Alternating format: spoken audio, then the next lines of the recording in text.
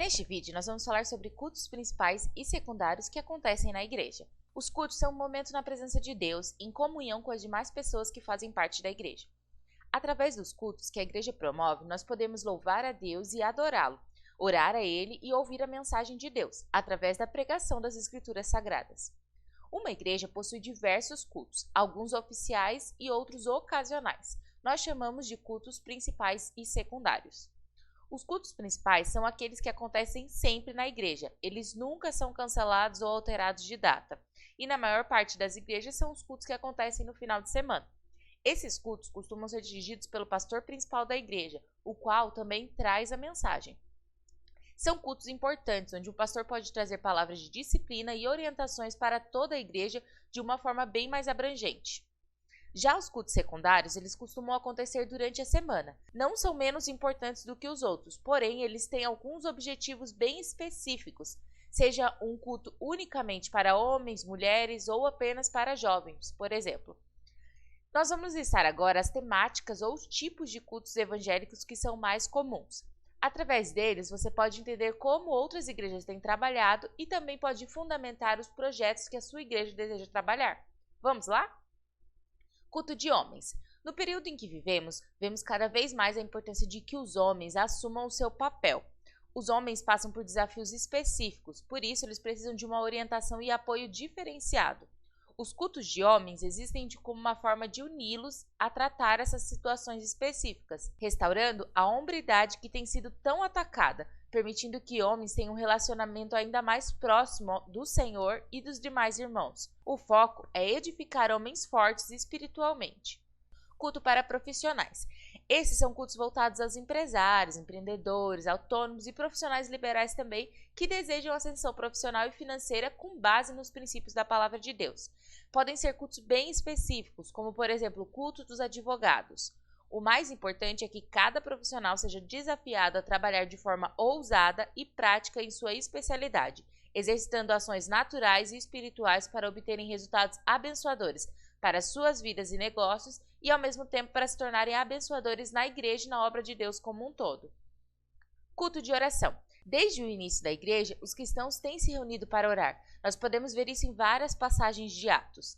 As reuniões de oração são valiosas para a igreja como um todo e para os indivíduos que participam.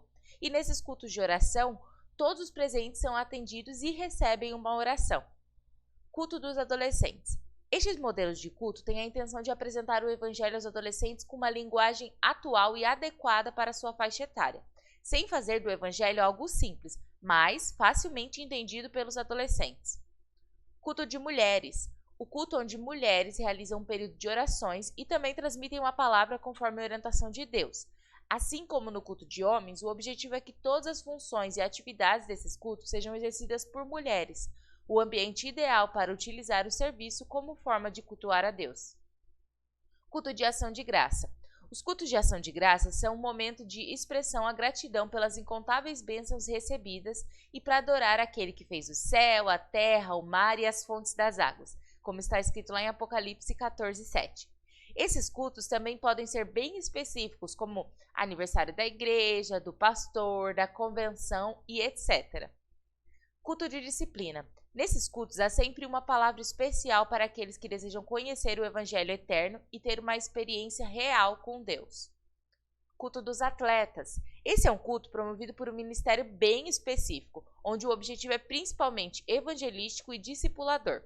O foco é que nesses cultos a palavra seja transmitida e haja integração entre igrejas, desportistas e os torcedores por eles influenciados.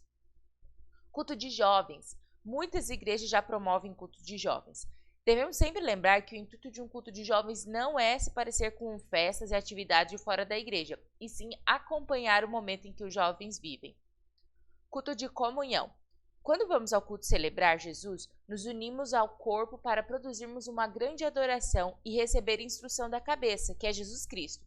Uma pessoa sozinha não é a igreja e também não tem como servir a Deus em sua casa. Por isso, esses cultos são tão importantes. Culto de libertação. A Bíblia fala que a libertação é uma parte muito importante do ministério de Cristo na vida de cada pessoa. Jesus liberta da condenação, do pecado e da influência do diabo.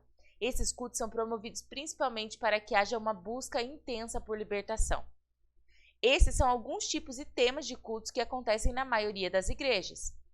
E agora eu quero te fazer uma pergunta. Quais cultos a sua igreja promove hoje? Quais cultos a sua igreja pode promover?